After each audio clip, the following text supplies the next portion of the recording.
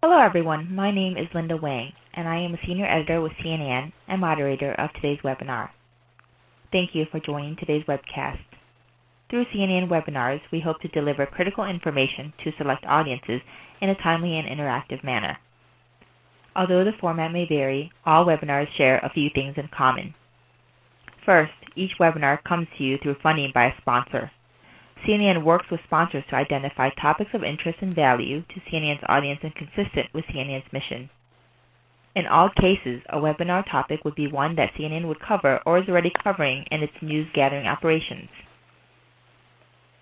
Second, each webinar will be archived at CNN Online and at the sponsor's website after the live webcast. This way, those who cannot join today can access the information and discussion at a later time. During the webinar, you can adjust the size of the slides on your screen by grabbing the lower right corner with your mouse. If you need technical assistance, please look at the Help widget at the bottom of the screen or type your query into the Q&A box. If you are disconnected during the webcast, please log in again according to the instructions you received earlier. Each webinar success depends on your participation. Please feel free to ask questions at any time during the presentation through the Q&A box on your screen. The questions will be answered at the end of the presentation, and as your moderator, I will be posing as many as time permits. And lastly, CNN does not endorse any company, products, or services that may be mentioned in the webinars. Having said that, I'm delighted to welcome you to today's webinar, which is being sponsored by Simulations Plus, based in Lancaster, California. Simulations Plus is the leading developer of Admet modeling and simulation software for the pharmaceutical, biotechnology, cosmetic, food application, and industrial chemical industries today. The company's software allows pharmaceutical scientists to predict in silico certain key potential compound properties and dynamics, thereby minimizing the risk of wasted resources and helping companies make better project decisions sooner. Today's webinar presenter is Dr. Robert Clark, Director of Life Sciences at Simulations Plus. Dr. Clark received his bachelor's and master's degree in chemistry from Ohio University and his PhD in biochemistry, statistics, and biometry from Cornell University. After doing postdoctoral work at Brookhaven National Laboratories, Dr. Clark moved to St. Louis to work at Monsanto. While there, he worked on screening, physiology, and SAR-guided synthesis. He moved on to the computational chemistry company Tripos in 1994, where he helped expand the company's technology for elucidating quantitative structure-activity relationships, molecular diversity, combinatorial library design, and pharmacophore identification. Having risen to the post of Vice President of Science and Research, Dr. Clark left Tripos in 2008 to found Biochemical Infometrics, an independent research and consulting company specializing in drug design. Dr. Clark joined Simulations Plus in January 2010. I will now hand the presentation over to Dr. Clark. Thank you, Linda. I'm here today to tell you about a proof of principle project that we've been working on at Simulations Plus for a little over a year now on an off basis. Formally, it is the Anti-Malarial New Chemical Entity Design Project, or NCE project for short. More informally, we call it putting our money where our mouth is. Back in September, we completed the initial design phase and issued a press release announcing our intention to get our candidate compounds synthesized and tested to see how well our software tools perform in terms of biological activities, but also in terms of anticipating potential Admet liabilities. Now, some 7 months later, the first candidates have been made and tested. Initial results indicate that our investment has paid off. This slide represents the bottom line in my talk. All 4 of our candidate compounds are effective at concentrations below 1 micromolar when assayed against malaria parasites growing inside human red blood cells. Moreover, the 2 most potent compounds, circled here in blue, are effective below 100 nanomolar, which puts them in a therapeutic range of potency. That makes them more potent than the closest analogs found in the GSK screening data set from which we worked. The data for those GSK analogs is highlighted in green at the bottom of the slide. As indicated in the columns to the right, these compounds are much less potent against strains of parasite that are resistant to drugs currently in use. Moreover, their metabolic stability is too low for them to be clinical candidates themselves. but then it would have been unrealistic to expect them to be clinical candidates. What they are, however, is excellent leads. The target we chose for our project was Plasmodium Fauciparum, the parasite responsible for the deadliest form of malaria, a disease that affects hundreds of millions of people around the world and may claim as many as 1 million lives every year. New treatments are needed, and there are some excellent data sets to work from that are publicly available. In particular, GSK recently donated 4 sets of screening data to the public domain, including PubChem Screen AID 2306, which consists of phenotypic efficacy data. That is, data on growth inhibition for intact parasites growing in blood culture. No firm information is available about the modes of action of the 13,000 plus compounds in the data set, nor are the 2 million inactive compounds from the screen reported as far as structure. Secondary titration data is contained in screen AID 2305, whereas activity against a resistant strain of the parasite and toxicity with respect to mammalian cells in culture are reported in other companion screens. Only the data from AID 2306 was used for the work I'll be describing here today. The lack of mechanistic information and relatively small dynamic range in the GSK dataset make it impractical to build a quantitative structure activity, or QSAR model, from it. So we had to come up with a somewhat indirect plan of attack, which is outlined in this next slide.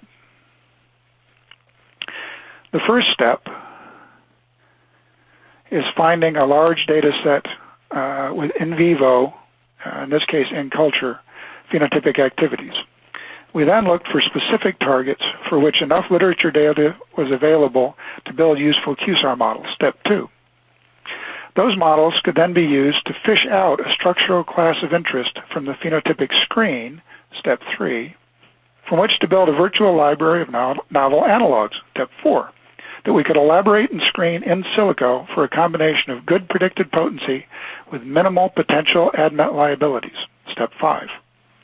Such filters do not account for interactions between biological and physicochemical properties, however, so we also ran dosing simulations to make sure that enough of the drug was likely to get where it needed to go when it needed to be there to get the job done, step 6. The last step, of course, was getting compounds synthesized and tested. We used literature data sets to build QSAR models for predicting KIs against 2 P. falciparum specific targets, the PFMRK cyclin-dependent kinase and dihydroorotate dehydrogenase. Human beings lack PFMRK altogether, though we do, of course, possess our own CDKs. We do have our own DHODH, but its role is not essential except in a few white blood cells that are responsible for a rather undesirable inflammatory response, rheumatoid arthritis. Known inhibitors of both targets span a wide enough activity and structural diversity range to support good QSAR models. As it turned out, we are able to identify several structural classes within the GSK dataset that were likely to be targeting DHODH. No such good classes were found for the PFMRK model, which made it something of a negative control. Simply having a model was no guarantee that an interesting chemical class would be identified. The next slide shows representatives from each class of literature inhibitors compounds used to build our DHODH Qsar models, grouped according to their classification in MedChem Studio. All are reported to compete with ubiquinone, which is the natural electron acceptor in the enzyme. Of the 117 inhibitors considered, enough data was available for 89 to calculate KIs. Those 89 well-characterized actives were used to construct an artificial neural net ensemble, ANNE, or ANNE, regression model using 9 inputs, or descriptors, and a single hidden neuron. This model exhibited a very broad applicability domain, but suffered from several outliers, most notably the parole ester shown at the bottom right of the slide. This prompted us to create a second, more complex model that used 29 inputs and 2 hidden neurons, which had a narrower applicability domain but was better able to account for such outliers. The relative performance of the two models was assessed by comparing their predictions on the actives with known KIs. In this slide, the Y values are predictions from the simpler Model 1, and X values are the predictions from the more complex Model 2. The left-hand plot is drawn on a linear scale, whereas the right-hand plot is on a log-log scale, which is more meaningful. In general, Model 2 tends to yield lower predicted KIs, that is to say higher predicted potencies, than does Model 1. And it is often correct when it does so, as illustrated by compound P05, which is in fact more potent than predicted by Model 1. This and other data show that Model 2 is generally more sensitive than Model 1, so using it as a screen is likely to produce fewer false negatives. However, examining predictions for known actives and inactives, and actives lacking enough information to calculate a KI tells a somewhat different story, somewhat more nuanced. Here it is evident that Model 1 is more specific, i.e.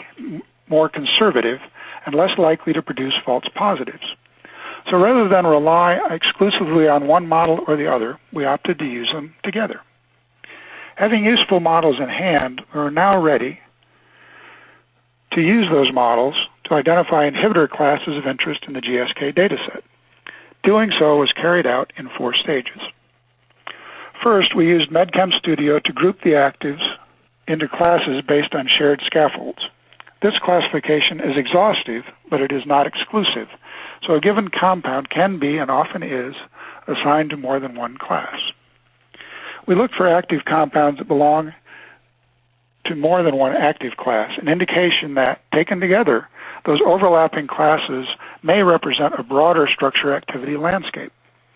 The existence of potentially useful SARs within such classes was confirmed by examining the distribution of target activities within and across those classes, as well as the distribution of in vivo activity, that is, growth inhibition in culture. What you see here is a screenshot of the 13,000 plus actives from the GSK screen loaded into MedChem Studio and grouped into their 820 natural structural classes. Each class is represented by a single structure, and the defining class scaffold is highlighted in blue. The widget at the lower left is used to specify the general criterion used to select the representative for each class. Here it has been used to pick out the most active compound in each class. The classes were then sorted by the name of their representative so that classes having the same representative appear together in the spreadsheet. Overlapping classes are then easy to spot by browsing, and the insets showing distribution of predicted DH-ODH inhibition potency and calculated XC50s make it easy to get a good sense of the potential for useful SAR within each class. The process of looking for shared actives was carried out using activity based on either XC50 or one of the predicted potencies from each of the 2 DH-ODH inhibition models. So there are 3 different surveys run on the data set. This brings us to the 5th step in the class selection procedure, which is to survey the distribution of Admet risks. If most compounds in a class have a lot of potential Admet risks, it will probably be hard to improve potency in that class without unduly increasing the risks. Moreover, if most compounds in a class share a particular risk, it will probably be difficult to engineer that risk out later on. MedChem Studio was used for this task as well, with the Admet risk scores and the many predictions upon which that score is based being accessed through the Admet predictor compute engine. Here, the best activity in class, the minimum XC50, is being compared with the average Admet risk. What does the Admet risk score mean, you might ask? Well, it is the tally of violations of a specified list of thou shalt not rules, similar in spirit to Lipinski's rule of 5. The number of risk rules isn't limited to 4, however. We provide 24 by default, and the user is free to modify them as appropriate to the task at hand. The model predictions involved in this default set of rules have been calibrated against a reference set of orally active drugs taken from the WDI. Their specification is flexible enough that correlated criteria like molecular weight, heavy atom count, and molecular volume, in the first rule shown on this slide, can be combined into a single rule to identify compounds that are too big. Here, SZ has been assigned as the mnemonic for that rule and is included in the violation list called the Admet code whenever the corresponding limits are violated. Some rules relate to the risk of poor absorption, and others flag undesirable pharmacokinetic properties, a low fraction unbound or a high volume of distribution. Other rules relate to metabolic and toxicity risks. The threshold for most criteria is set so that roughly 90% of the compounds in our reference subset of the WDI pass. But that means that each rule is broken by 10% of the WDI, so many drugs break multiple rules, as defined by our models anyway. Relatively few of the WDI entries violate a lot of the rules. In fact, 90% of the 2,302 compounds in our reference set violate 6 or fewer of our 24 default rules. This slide shows the distribution of violations.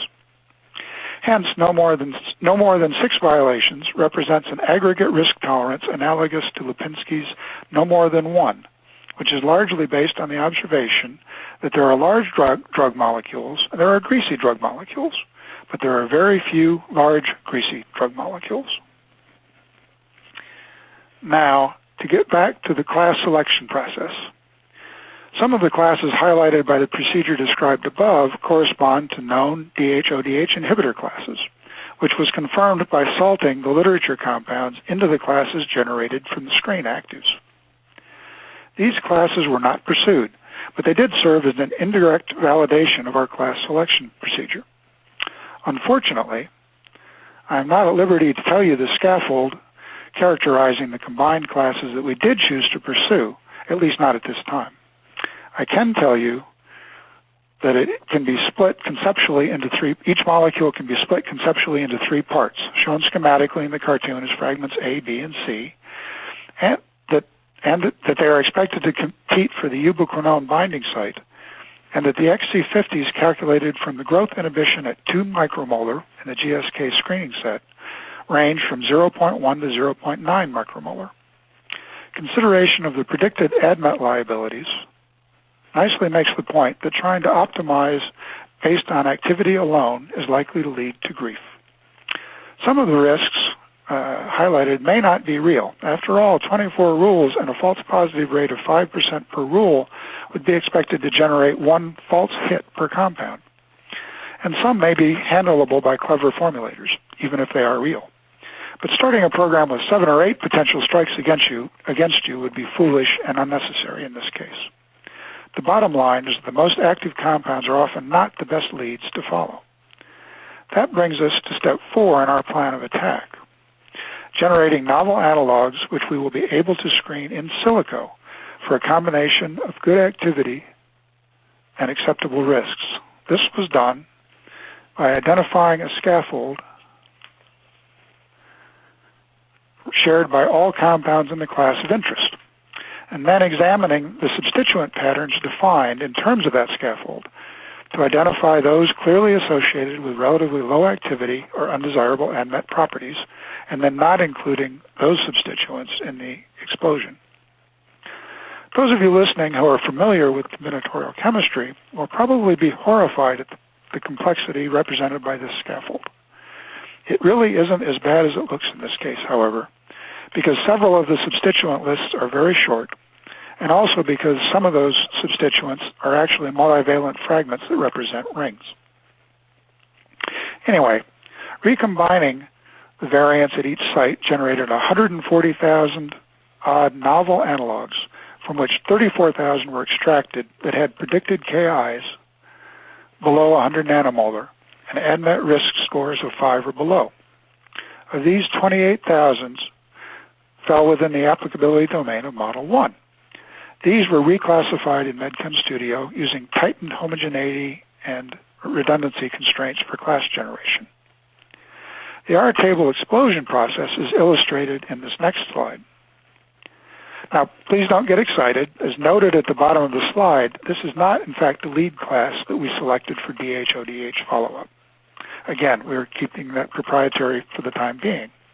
Actually, it is a class picked out by the PFMRK analysis carried out in parallel. The R-table exploder interface in MedChem Studio allows you to include or exclude substituents at each point, either by manual selection or by query, and disabling one connection point of a multivalent substituent will automatically disable all others for that substituent as well. Enumerating multivalent combinatorials accurately is tricky, but MedChem Studio is able to carry it off. The next slide shows the exploded R-table of individual analogs after filtering. At least it would show them had they been inactive enough to not be of any potential value. As it is, you'll have to accept my word that the structures are behind the pretty but uninformative masks. Sorry. The predicted DHODH inhibition potencies, Admet risk, and other characteristic class properties are displayed conveniently in the star chart column at the right. Now I'm going to rest my voice for a bit by playing a short video that should give you a sense of how the procedures described to this point are carried out in practice. Here, I've imported approximately 1,000 compounds from the GSK dataset into MedChem Studio, along with their biological activities expressed as the negative log of their XC50s. The spreadsheet also includes 55 literature compounds. Their activity is expressed as the negative log Ki for DHODH. I then calculated the predicted Ki's for all 1,077 compounds, shown here as PK Model 1, along with a range of other Admet properties, including the summary Admet risk scores and Admet risk codes for the individual compounds. Column entries can be color-coded by their values. In this case, I'm going to color-code by Admet risk, activity, and predicted activities. They can then be sorted on individually or hierarchically if that's desired. The sliders at the lower left can be used to hide compounds with very low potencies, most of which are actually literature compounds, or very high potencies, most of which are also literature compounds. The dynamic range of the GSK PubChem data is actually much more limited. The lower slider can also be used to hide compounds with so many likely Admet liabilities that they are not of interest. Generating structural classes based on ring systems is straightforward and fast.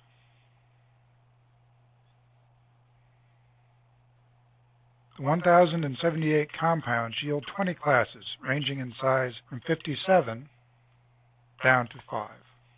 Setting the representative compound for each class to be the one that has the maximum activity, we can survey the compounds by sorting on average activity, but it's a little more useful to look at the activity of the representative compound, which we can use by modifying the function for the display in the activity column. When we do that and then sort on the representative activity, we can quickly see which classes exhibit overlapping SAR. Amides are one such example, and the triazolopyrimidines being developed at the University of Texas are another. Ureas are a third. Selecting the three amide classes and shifting to the molecules view lets us survey the activities of individual compounds along with their respective Admet risks. One apparent privileged substructure is manifested in compound B06 among the benzanilides. I can look for that scaffold in other compounds in the class by copying the substructure and pasting it into the query, Control-V from the clipboard. Alternatively, I can use the MedChem Designer sketching tool, paste it in there, and this lets me edit out substructures that I do not wish to see in the scaffold. By using the Control key, I can sprout hydrogens to specify those positions that I do not want to see substituted in the compounds that I'm interested in. I can now return that to the Query tool and pick out the 27 compounds that share that substructure. The substructure is highlighted in red in those hits. Those compounds can then be used to generate a new class of benzanolates. Going back to the classes view, I can now find that class. Here they are, class C21. Now I can supply the scaffold either using query that I already generated or by letting the compound find the scaffold by maximum common substructure. Having a scaffold in hand, I can view R tables for the compounds, sorting on each of the different substitutions or on activity. Sorting on activity gives me some sense of which kinds of substituents are undesirable, which combinations, and which are desirable. I can also view the compounds in what's called the R group pairs display, where each circle represents a sublibrary of compounds, and each sector in each circle represents a different compound having that combination of substitutions. Now I am ready to explode the R table, to fill in these blank cells that represent unexplored chemical space around this scaffold. I do that by launching the Explode R table dialog. I will call my new library C21XP and make sure to remove products already contained in the class. If I want to have fewer products than the exhaustive multiplication, I can remove undesirable substituents by selecting them one at a time or using shift selects and disabling those substituents. Bivalent substituents are automatically symmetrically removed. I can also eliminate them by using queries, for example, if they're here to identify nitro groups to remove them. And also removing other undesirable ionizable substituents. They could be identified, for example, by examining the R tables. I'm now ready to explode the library to an external file.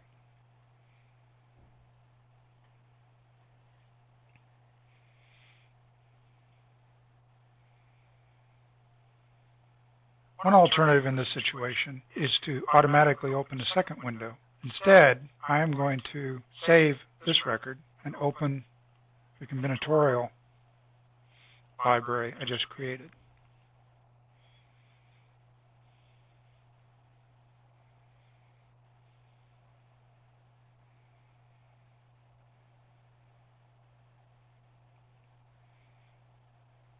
I can proceed to fill in the column entries using Admet predictor and then sort and fill this library just as I did the parent.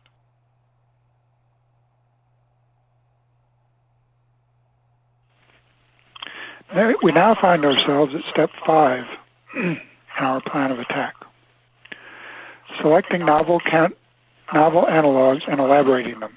This entails looking at the distribution of properties and substructures within the analog classes.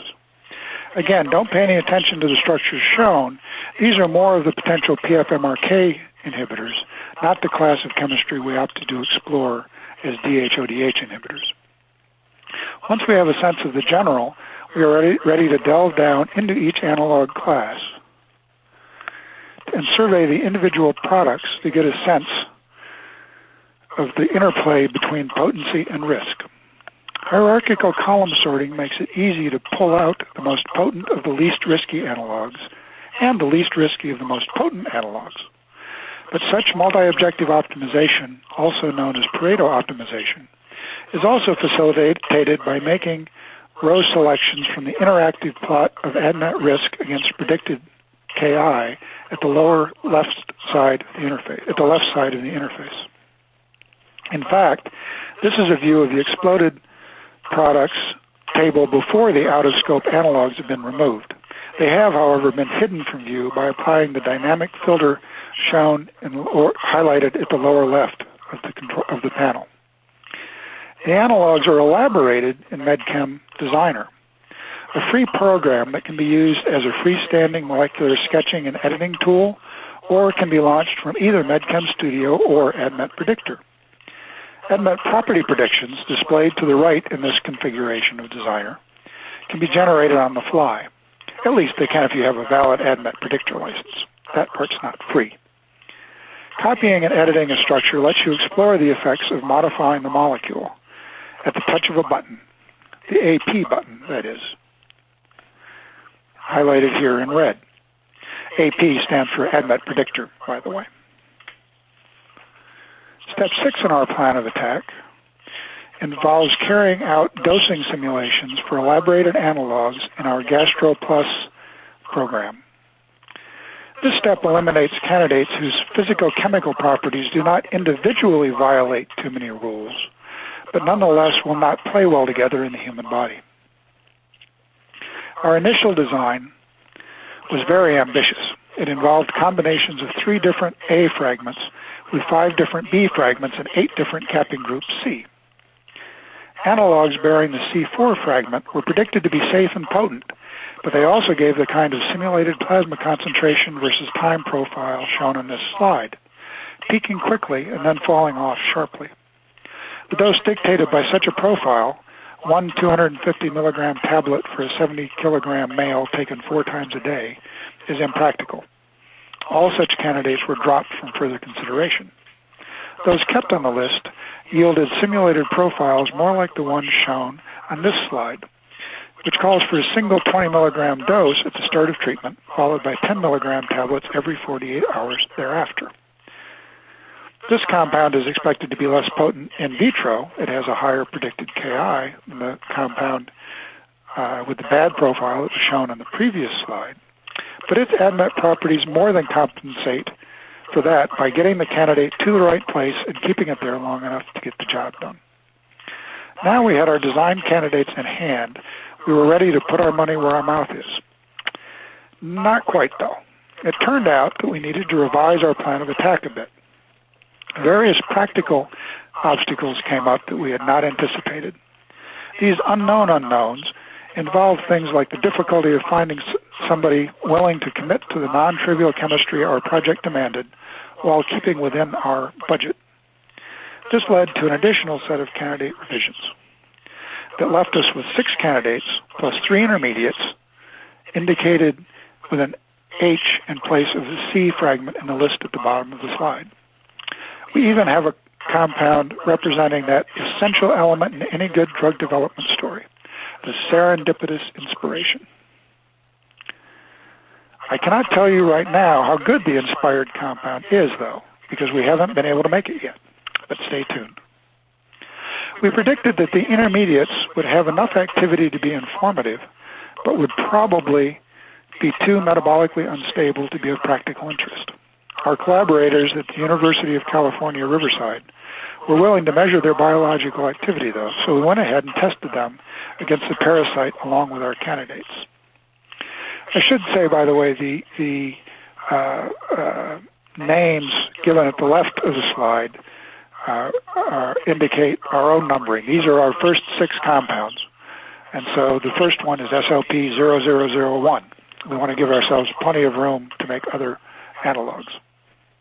This slide recapitulates the data that I showed earlier, but it includes data for the intermediates as well as a schematic indication of the structural relationship between some of the compounds.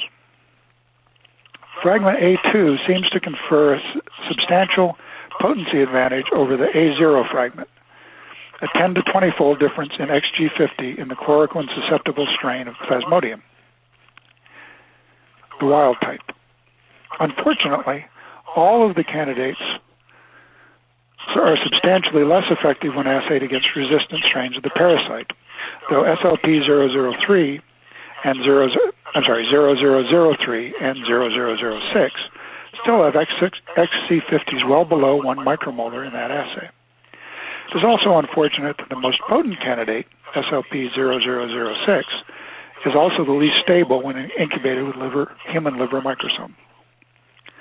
The observed rank order instability, however, does in fact match what our Admet predictor models predict, although the quantitative estimates are off substantially. They're within the expected model accuracy in most cases, but not off in the direction that we would have liked them to be. Detailed cytochrome P450 assays are underway that will, we hope, help us to understand and address the stability challenge that we face. And we have some ideas about how to tackle the efflux transporter characteristic of drug-resistant strains. Results for the candidates still in synthesis may provide some useful information on both fronts. That brings me close to the end of my talk. It remains to present a final re-revision of our plan of attack, which acknowledges that even though we've done pretty well in our first full-fledged design effort, we will, at the end of the day, have to go out and find a new target to attack and start the whole process over again. It remains to thank all of my colleagues at Simulations Plus, without whom this plan would never have gotten off the drawing board. They created and maintained the programs that made the analysis possible and did much of the legwork involved. The success we have seen would also not have been possible without the screening data so generously provided by GSK. I'd like to thank Bob Gadwood and Gary Shinigo at Colexin for doing the synthesis, as well as Corinne LaRoche and Jacques Prudhomme at UC Riverside for doing the biological assays. And finally, I'd like to thank you for your kind attention. Thank you very much, Dr. Clark, for the terrific presentation. Now begins the Q&A portion of this webinar. The first question I have here is, what are the specific reasons for not getting any hits for PFMRK? In other words, why didn't you look at PFMRK? There were a couple of problems with PFMRK. One is just that it requires very specific reagents to carry out. You need to have the substrate and the enzyme. Also that the only assays available involve radioisotopes. However, the other thing is that as far as we could tell, we simply saw no classes in the data set that happened to target that enzyme. What are the structural descriptors in your Qsar models? It's a range. They are all whole molecule descriptors, although some of them are things like highest charge or autocorrelation descriptors. They are all 2D descriptors. What other biological and Admet properties do you plan to get measured? Besides the metabolic stability, we've also measured solubility, pKa, log D, and we are looking at doing some other blood-related properties like fraction unbound in plasma and red blood cell, blood to plasma partition coefficient, blood to plasma ratio. Can you compare your method to structure-based design approaches? The key point is that our method is complementary to those approaches. We rely only on ligand data and 2D descriptors. We have done some cross-checks, however, of docking some of our compounds into the known structure of the enzyme. However, there are no structures in the enzyme, at least that we're aware of, that have bound ubiquinone, which is the target we're trying to compete with. The simultaneous use of two Qsar models seems unique. Do you know of other groups that have used this strategy? There are several groups that use consensus models in one form or another. I'm not aware of any groups that have used them in quite the way we did. Okay. Let me see here. You stated that you put your money where your mouth is. How much money and time did you spend on this project? The total man-hours spent on the design was approximately 1 month, but that was sort of done on again, off again, and so it was not all at one time. The synthesis actually took much more time. It started towards the end of November and is still underway. As far as the budget is concerned, the amount of money we budgeted and for the project was $100,000 for the outsourced assays and synthesis, and we're coming in a little bit over budget at this point. So somebody commented, powerful software for chemical compound design. And the question is, can this software be used to modificate the protein based on the certain compounds in a reverse way, given a compound based on its catalytic sites provide corresponding protein enzymes?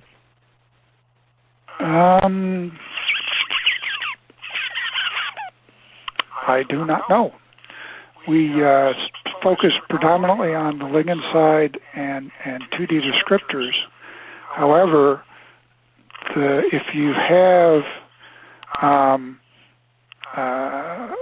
data on the effect of a change in the enzyme on activity against a common panel of inhibitors, it would be possible to use these tools and that information to go that route. Does that answer the question? I think so. What is the key value with the method that you described? The key value.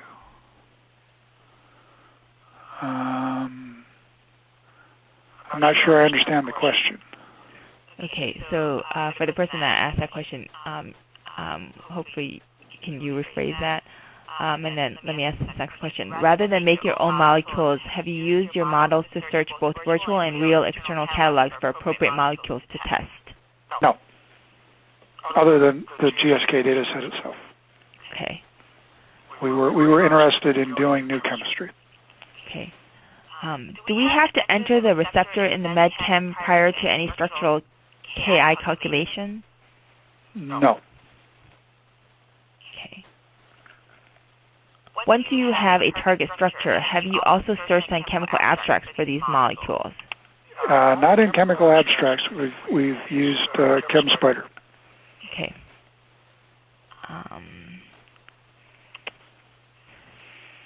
Why regression models? I'm not sure I understand that question, but it does occur to me. I think I understand the question about the key value. Mm-hmm. I think it must have been the key value of the tools. And that is basically a matter of saving time and saving money. Okay. We made, if any people involved in drug discovery recognize that even allowing for the fact that we made use of a lot of synthesis and assay data from GSK, nonetheless, we made that jump in activity. Again, we're 10 times more potent than the compounds in that GSK screen in this class. To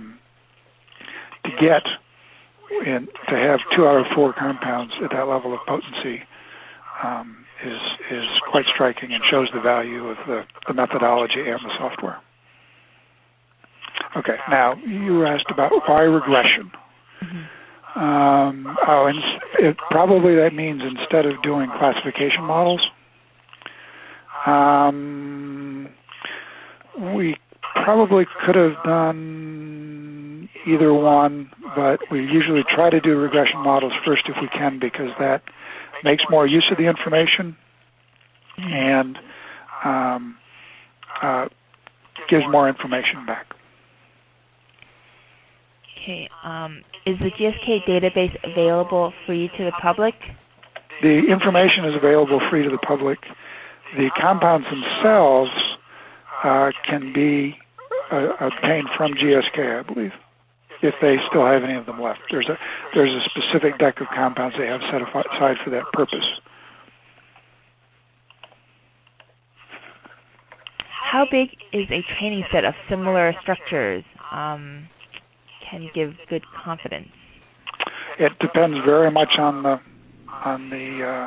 compounds, and also how much diversity there is within the data set. And also it depends on what you want to use the model for.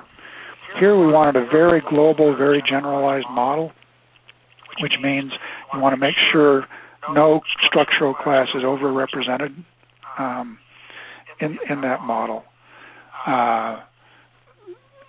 I'd rather have had more than 89 compounds. I'm much more comfortable with 200 or 300 compounds as a lower level. But it was what we had. It was enough. It was enough. the models are not stupendously good, but they were good enough to get the job done. Okay. Can this software be tailored to high throughput virtual screening? I guess in other words, scriptability, parallel commuting? Yes.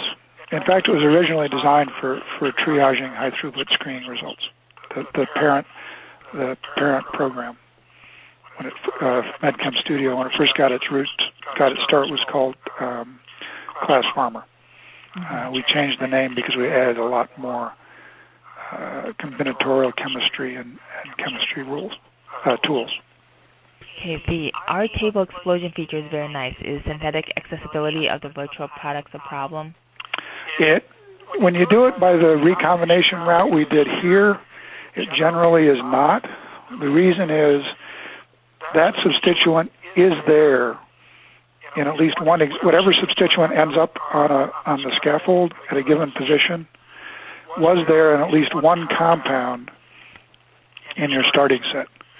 There are a few instances where that's not true, and you want to input a little bit of chemistry smarts into the design. However, the other thing is, usually, in general, you just don't want tremendously elaborate structures. Usually the compounds are synthesizable, but they may take quite a lot of work. We do not have a synthetic accessibility score yet.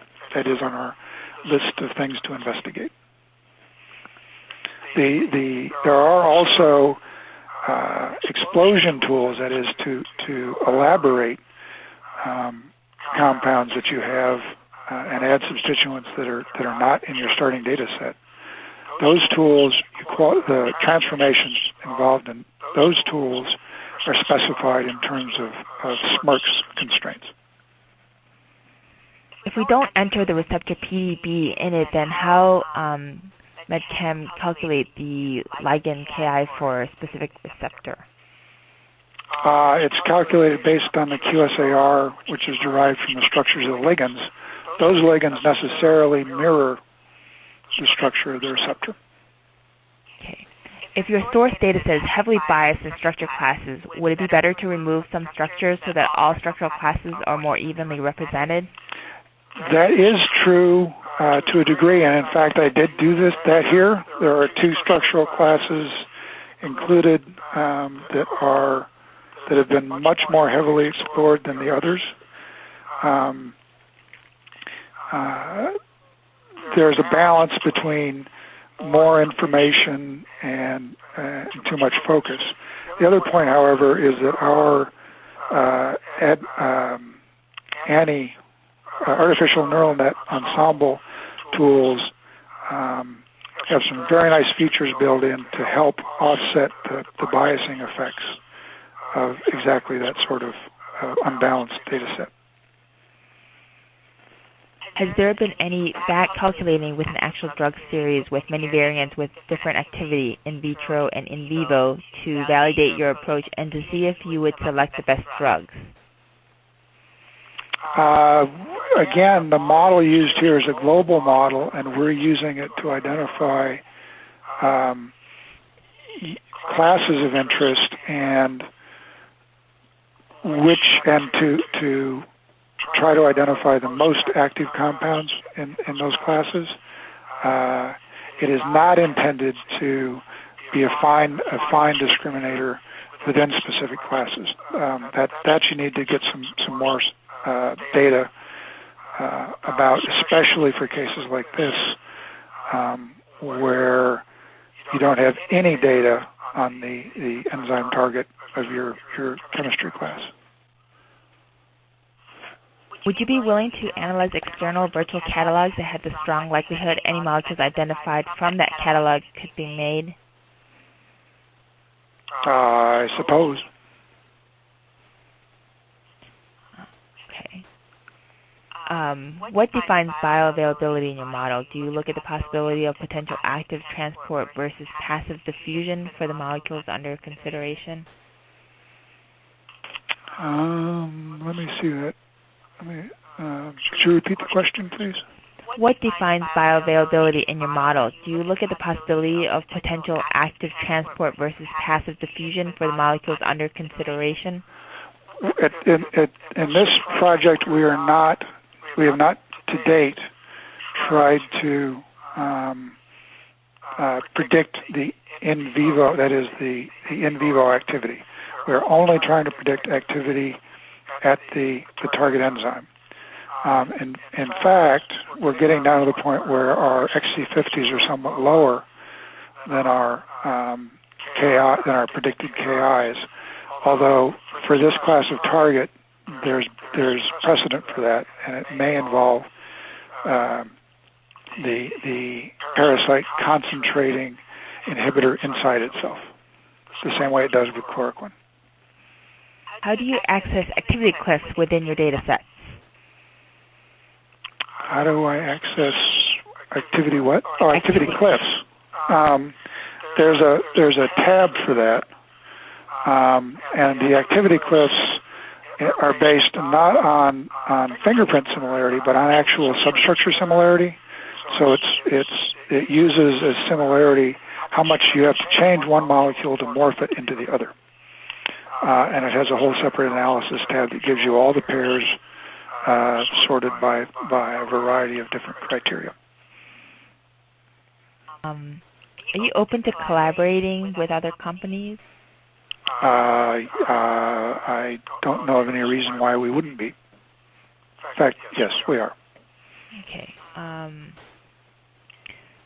But we are actually looking for, we're going to be doing some grant applications in connection with this project. Okay. Are your final list of compounds similar, and how similar? Similar to what? Similar to each other? They're similar to each other in the sense of the cartoon, the schematic cartoon that I showed of shared substructures. That is, there are the final list is going to have 3 different kinds of A's. They all have the same kind of B, which is distinct from any of the compounds in the GSK data set. And some of the C's are close to substructures found in the GSK data set. Some are unique. So this question is to refine a previous question as asked. Does your system pick out known drugs from similar structural classes? We have done some experiments, proof of principle experiments before this. That was one of the motivations for this project, was we would do analysis like this. We did one with COX-2 and another with muscarinic receptors. And we're able to show that we could sort of regenerate those compounds that either were known to be active or were very, very similar to known actives by doing this sort of procedure and picking them out retrospectively. What we usually got from that was, well, why don't you make the things that are close to prove that they're active? And so we decided we would. Thanks. I think that's all the time that we have today. Thank you again, Dr. Clark, for your terrific presentation, and thank you, participants, for being a great audience. Thank you, Linda. Thank you. Be sure to check CNN or CNN Online for information on the next edition of CNN webinars. Thank you, On24, for technology and production services. And thank you, Simulations Plus, for the sponsorship that made this interactive webcast possible. For CNN webinars, I'm Linda Wang.